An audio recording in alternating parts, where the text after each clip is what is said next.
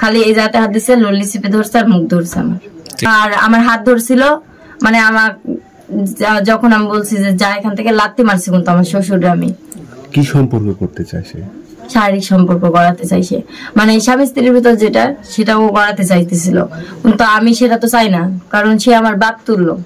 ঘটনাটি যা বললো তাই। তুমি জানো তো বিষয়টা নাকি? হ্যাঁ। কতদিন থেকে জানো? জানা তো অনেক, কয় মাস হলো। সিঙ্গেল দিছি একবার। কাজ সিঙ্গেল দিছো? আর বাপেরে বড় ভাই বলছে ইতি, বড় ভাই আমাকে বললো, বড় ভাই বললো আমি তো এরা দেখিনি। বড় ভাই সেনাবাহিনী চাকরি করে, ছুটিতে এসে আমাকে ডাকলো। বড় ভাই এটা চাচা তো। এই ঘটনা। তুমি কি ব্যবস্থা নিছো? তোমার বউকে এভাবে যৌন হয়রানি করতেছে, তুমি এই বিষয়ে কি ব্যবস্থা নিছো? একটা গ্রামে বসে আমরা ফয়সালা হবে। আমি চাই সুষ্ঠু একটা বিচার, মানে আমি তো আমার স্বামীর সংসার করতে চাই, কারণ আমি স্বামী হারাতে চাই না, স্বামীও হারাতে চাই না, আমি সংসার হারাতে চাই না। সে যেন তার ভুলটা বুঝে সে যেন সংশোধন করে। ঘটনা হয়েছে, ছেলের বাবা আমার মেয়ের কাছে থাকতে চায়। কি বলবো, আমার নাম বলে কেলেন ভাই। আচ্ছা আজকে সমাজের সাথে বসার জন্য আমরা আসিনি, আমরা আপনার বক্তব্য নিতে আসছি,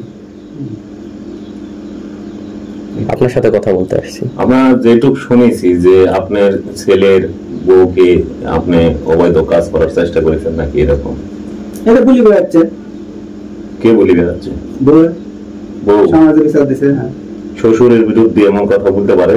বিষয়টা এটুকুই, আমি অবৈধ কাজ করতে চাচ্ছি না। এখন জানতেছি যে এরকম চরিত্র, এরকম ভাবে ফাঁসাচ্ছে আমার, এরকম করতেছে। এখন তো আমার ধর্ম বিচার দিছে, আমি চাইতে পারবি সমাজ বন্দী গ্রাম আমার দেশে কি বলতে চায়, কি বলে আমি এতই বলতেছে জানি, আমি একদিনও ধরতে পারিনি। ধরবো, আমি ধরলে আমার স্বামীরও আমি বিচার করবো, বউয়েরও করবো। সালামের কথা আমার বলছে, বউ আমার বাড়িতে আমি রাখবো না। হ্যাঁ, এখন এই বইয়ের ব্যবস্থা আপনারা করেন। পলাশের বাপ চাতাল দিয়া এক ঘরে থাকে, মাঝে একটা ঘরে চাতাল আছে, তারপরে ফের পুনরায় পলাশের ঘরে চাতাল। এই চাতাল দিয়ে যায় পলাশের বইয়ের মুখ চোখাইটি ধরে, এক চাতাল থেকে আরেক চাতালে যায় মুখ চোখাইটি ধরি, মানে তার ধর্ষণের চেষ্টা করে। আমি মোহাম্মদ ফজলুল হক, বাড়ি আমার সবদুলপুর, এইটুকু আমার পরিচয়, প্লাস ওই সমাজের প্রধান আমি। তখন আমার শ্বশুর আমাকে বলছে আমার সাথে তোমার পারিবারিক সম্পর্ক মিশতে হবে, মানে একবারে ক্লোজ ভাবে। আমি বললাম আমি পারবো না, আমার পক্ষে সম্ভব না, আপনি আমার বাপ হন, কিসের লাগে আপনার সাথে আমি এগুলা ইয়া করতে যাবো। দিয়া আমি আমার স্বামীকে জানাইছি সেই দিনই। তারপরে স্বামী স্বাস্থ্য ভাই ঘরে যেন ঢুকলো, তারপর দিন আমি আমার স্বাস্থ্য ভাই আমি যায়, অস্বাস্থ্য ভাই বিয়ে করতে এলো, আর্মি চাকরি করে কিন্তু ভাই। আমি যাই বললাম যে ভাই এরকম প্রকার, আপনি চাচা কিন্তু সাবধান করেন, আমি কিন্তু আমার বাপ ভাইকে বলিনি, নাহলে কিন্তু আমি বলতে বাধ্য হব। তারপরে ধরেন যে এরকম করি, আবার একদিন চাতাল দিয়ে নামছে আমার শ্বশুর, এক ঘরে চাতাল দিয়ে আরেক ঘরে নামছে। তারপরেও আমি এক গুলি, তারপরে যাই এভাবে আমি কাত হয়ে শুয়ে আছি, আমার শ্বশুর এভাবে হাত দিছে। আমি উষ্টা উঠে করছি, কে আমার ঘরে খিল দেখ, কে ঢুকলো আমার ঘরে? আমি ঘরে খিল দিয়ে ঘুমাচ্ছি, পরে দেখি লাভ দিয়ে উঠে দেখি অন্ধকার, তো লাইট দিয়ে দেখি আমার শ্বশুর, তখন আমার ওইভাবে মুখ চাপে ধরিস ধরি করছে, তোর আজকে খবর আছে। তা বলছি আপনি আমার বাপ হন না, বাড়ান, ঘর থেকে বাড়ান, কুত্তার বাচ্চা বাড়া। আমি তুই টাকা সুরকে দিছি, পরে কুত্তার বাচ্চা, সুরের বাচ্চা তুই বাড়া, এরকম ভাবে গালাগালি দিয়ে লাথি টাথি দিয়ে তখন আমাকে টুটি চেপে ধরে করছে, তোকে মারি ফেলে দেবো। আমি বলছি তুই বাড়াবি না, তোর বই দেখবো, তোর বই ঘরে শুয়াস কিন্তু আমি কিন্তু দেখবো। তখন করছে কি হলো কি যে তোর খবর আছে, তুই যদি এইসব কথা কাকু বলিস তো খবর আছে, আর তোর তো এমনি দেহি লিব, আমাকে কে শাসে না আমি এসে বলি। তখন আর বাপে বলতে গেলে এক ধরে মারধর করতে যায়।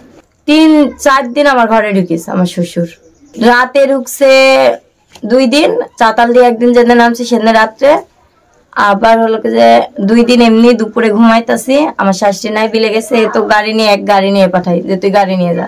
রাতে যখন ঢুকছে তখন পলাশ কোথায় ছিল? ও গেছিল গান শুনতে।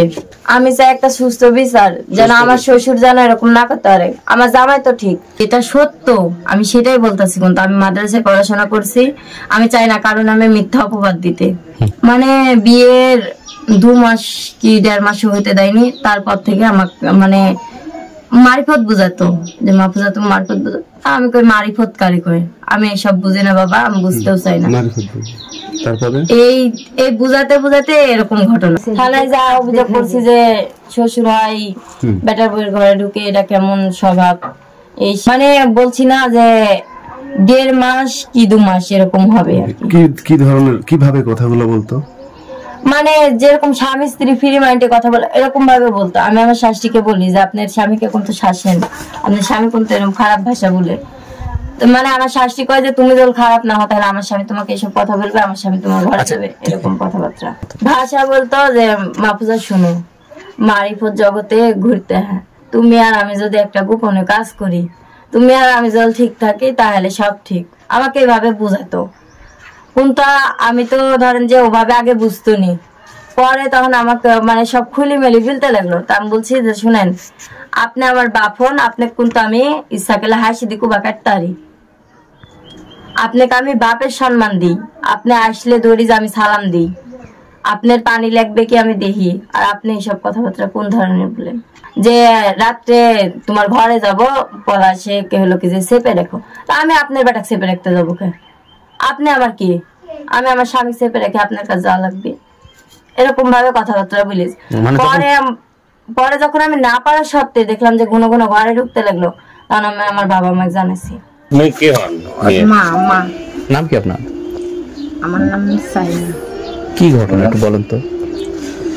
আমার মেয়ের মুখ থেকে ভালো শুনতে। আপনি একটু বলেন, আপনারা যেটা জানেন সেটা বলেন। আমি যতটুকু জানো এটা আমি তো একটু কাল শুনলো যে এরকম এরকম প্রকার এরকম এরকম করে।